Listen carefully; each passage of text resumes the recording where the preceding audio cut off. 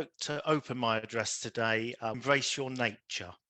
What if you accepted everything about yourself today? Self-improvement can be a positive thing, but it can also lead to feeling like we constantly need to be better than who we currently are. Look at nature. The sunflower doesn't try and be a rose. A robin doesn't try and be an eagle. Today, accept your own nature and see how you feel by the end of the day. So I feel that ties in very nicely with Leslie's reading. So we're talking today, aren't we, about, let's talk about us. Let's talk about the wisdom of our hearts. Where does that wisdom come from? Well, as we know, it comes from within.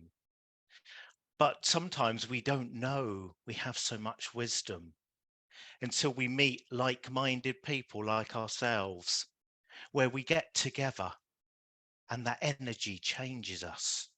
During that time that we spend together as a group, maybe in a circle, maybe just in people's company, isn't it lovely that when we relax and we surrender ourselves, we start to have that wisdom? Not only our wisdom of our soul, but also the wisdom of our guides, those who guide us, however you recognize them to be. And isn't it beautiful that sometimes we give such powerful statements, and the people who know us confirm that that doesn't come from us. That has come from what we know as the spirit world, that wisdom and that knowledge. And sometimes that is enough to touch us, isn't it? Of all what goes on during that evening, that one message, that one statement can lift us and light our hearts.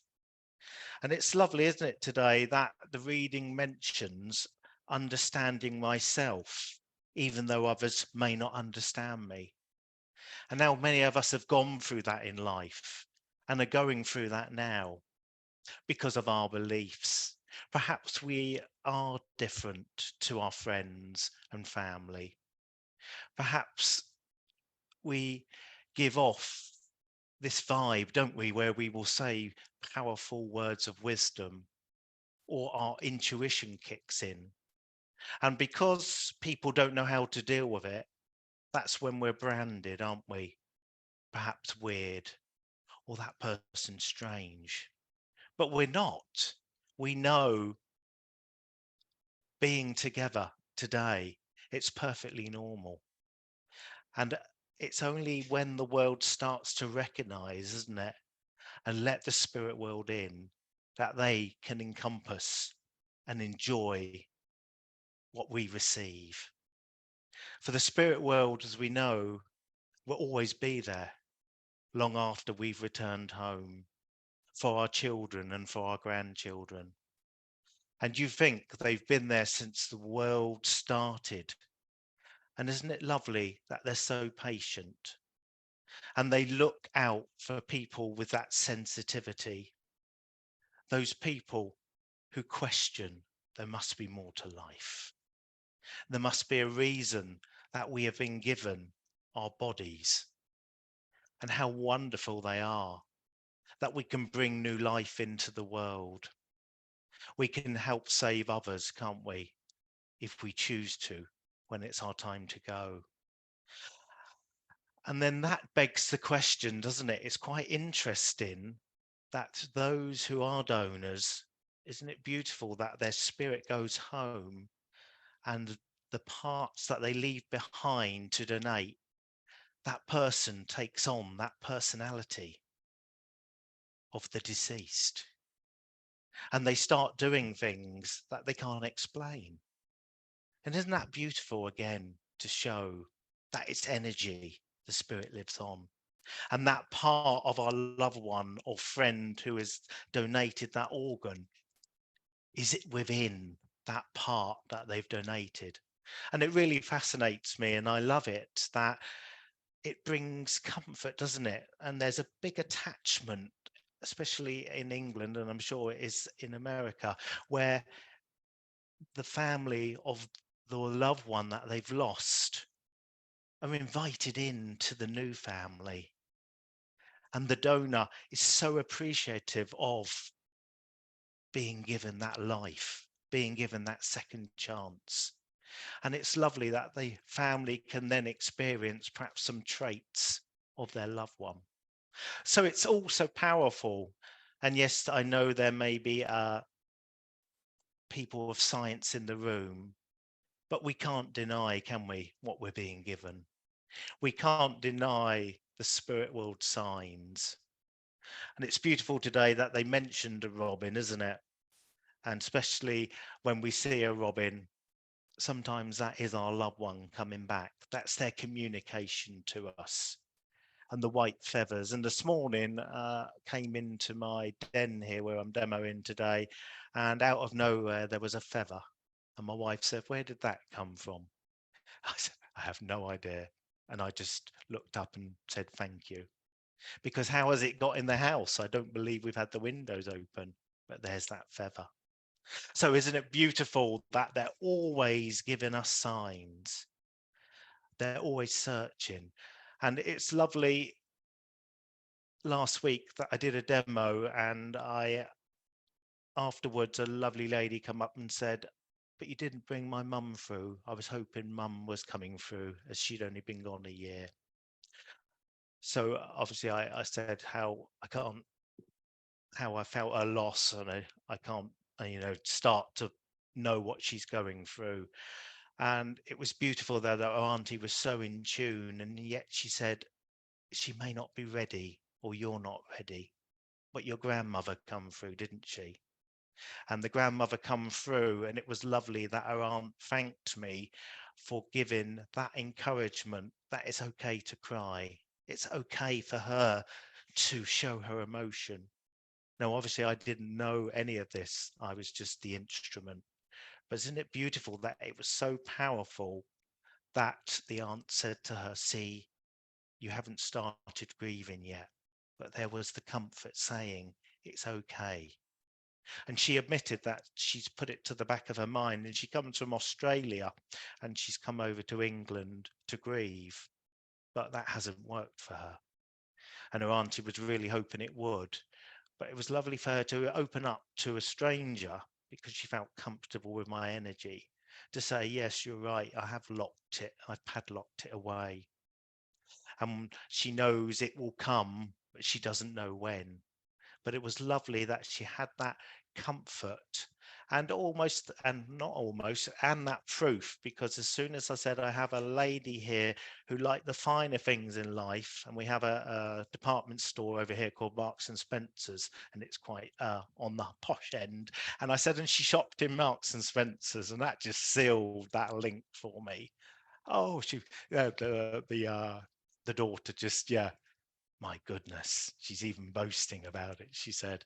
So that was beautiful. But what sometimes as light workers, how lovely, isn't it, that we just get to meet people and they come up and they feel comfortable to talk. And bless her, it was lovely to know that everything will be okay.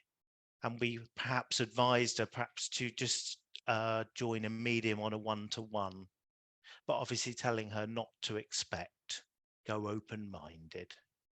But sometimes we know in our work that this happens, isn't it? Because they're not ready. And as we explained to her, sometimes our loved one, even though they're spirit, when they return home, they have to learn, don't they, how to communicate in a different way.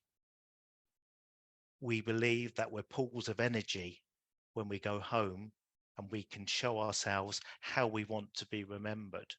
But we also have to learn to communicate again, because on the spirit side, everything is done through thought.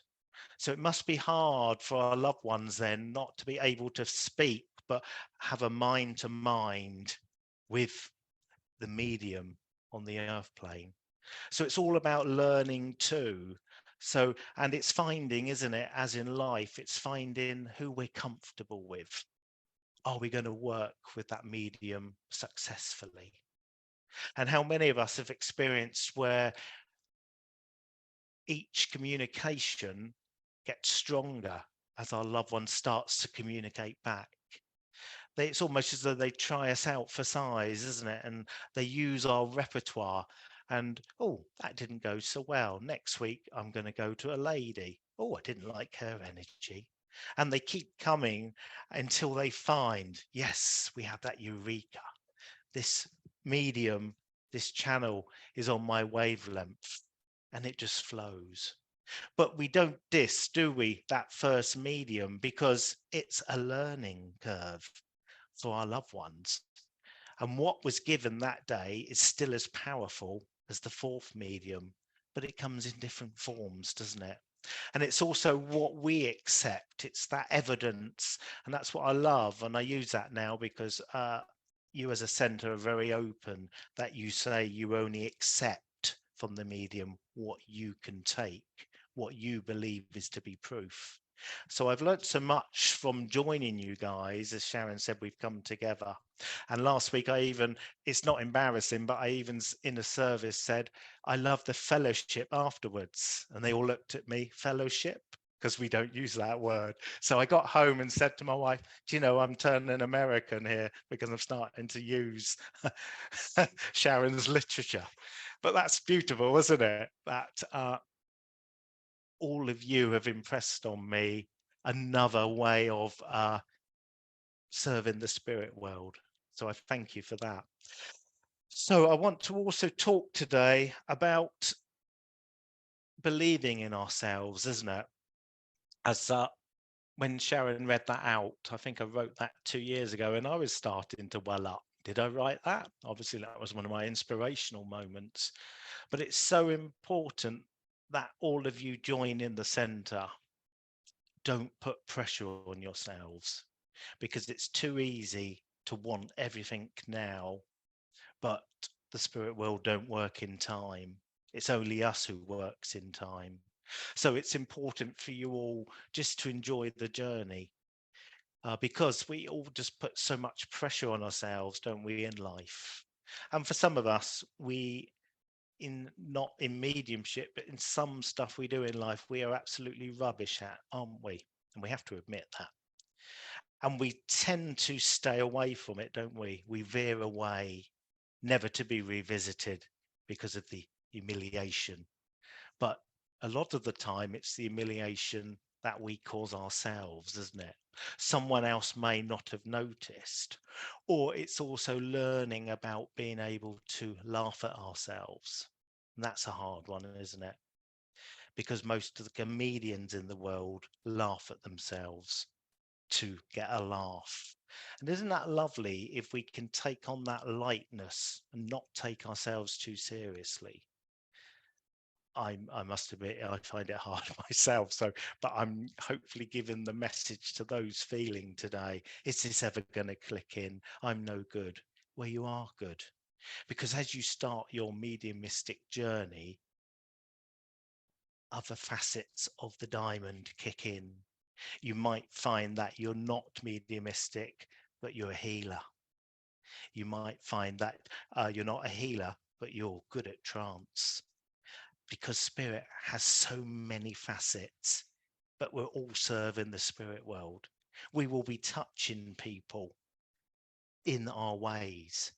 So we're not to diss that, because they always say, don't they, practice makes perfect. So it's about continuing to practice, it's about continuing to serve ourselves and make sure that we feel whole within ourselves. And that's so important, isn't it? That we fulfill in my peace was from the reading. And it's hard to be at peace with ourselves, isn't it? How many of us struggle even today? But we have to embrace those times of upliftment and enjoyment. Embrace this day, because they say, don't they, you can never replace that day. And it's amazing, isn't it, how many of us perhaps are enjoying ourselves, but are then our left side of the mind kicks in and starts to worry. But it's about learning as a person, because our spirit knows how to do it. It's about learning to say, no, you're not invading me today. I'm having a good day. I'm enjoying life. Because in a lot of meditations, we always say, leave your bag of worries at the side of you and take them home with you if you feel you need to at the end. And how many people, I've never asked, but I should, leave that bag behind because they've been in the energy of not only the spirit world, but of the spirit people, us. And isn't it lovely that they forget about that bag? Because materialism on this earth plane is so strong, isn't it? And it's not about, when I first learned about materialism, I thought it was all about what we had, but sometimes it's not, is it? It's about just seeing the bigger picture. It's about enjoying what we have. Even people with less money can enjoy life, can't they? By surrounding themselves with friends and love. And they say, don't they, that sometimes fun and enjoyment doesn't have to cost money because we have been given Mother Earth and all the beauty. And I hope in New Jersey that you do have, like us, ponds and rivers and open green spaces where you can just go and be. And how fun is it sometimes just to take a picnic and people watch? Because we are taught when we're training that there's nothing greater than watching people, watching how people react and behave, because then that helps us when we bring through that lovely personalities. Were they upbeat? Were they grumpy? Were they offish? And we can learn all that, can't we, just by having a chat with someone on a park bench with a flask, maybe. I'm getting old fashioned now, but it's nice, isn't it, that we can have all that and we can then look and see how people behave. Because they do say, don't they, there's nothing as queer as folk, because we all have our own individual personalities. We all have those traits that we don't like, so other people aren't going to like. And then we have the people that don't care, and it goes over their heads, doesn't it? And you just think, I've made a statement, I really don't think they understood. But really, you have to take your hat off to that person, because what a world they live in, where everything just flows off their shoulders. And don't we wish we could be like that? But we can't, can we? Because we are accountable. It's somehow being sensitive, it makes you accountable, doesn't it? It makes you trying to be that better person to help others. And helping others is so important in our job, isn't it? Even if we just listen. And it's beautiful that we have our ears to listen. And I just want to sum up today, as I spoke about the body, and I do admire people who have been able-bodied and then they lose a part of their body. And I've never met someone, and you hear on the news, isn't it beautiful that it's almost as though their spirit kicks in and they're determined not to let this disability stop them. And they go on, don't they, to do marathons and raise money. And we're all there thinking, could we do that? Do we do that now? And it's beautiful that they find this inner strength. And those people who have been told that they'll never walk again, they'll never be able to do something, and they do it. So I leave the thought with you today. Where does that come from? I believe it comes from their spirit. Their spirit, they pull, don't they? And they know they can be more. And for any of you who have lost something of your body, and I know it sounds silly, but I used to ignore my mum about cleaning my teeth, and she always told me, make sure you brush each day, until a time came when I started to lose some teeth. And it was only say 10 years ago, but do you know what? Losing those teeth, I felt a loss, and I can't explain it to you all, but I felt as though a part of me was missing, with my mother nagging in my ear, of course. I told you should have cleaned your teeth. But it shows, doesn't it, that we can feel, can't we? So how do those people feel? But look what they do. They go on to achieve great things. So I ask today that we just send a thought out, an extra healing thought to all those who have been whole and they've lost. And we just thank them for their determination, and we thank them for their spirit. So I want to end with, I have been changed for good. Isn't that powerful from that song? And we have been changed for good, haven't we? Because we've been introduced to the spirit world. Not only our loved ones, but as we know, the spirit world is so much more. And we've been changed for good because we've been given that enlightenment. We've been given that spirit team. For some of us, we've met our guardian angel who is with us throughout. And isn't it beautiful that sometimes we don't know they're there, but they prove it to us through other people. So we take that blessing today that we've been changed for good. And in the song, it says, we may not meet again, but we know that to be untrue because we always meet again. Thank you.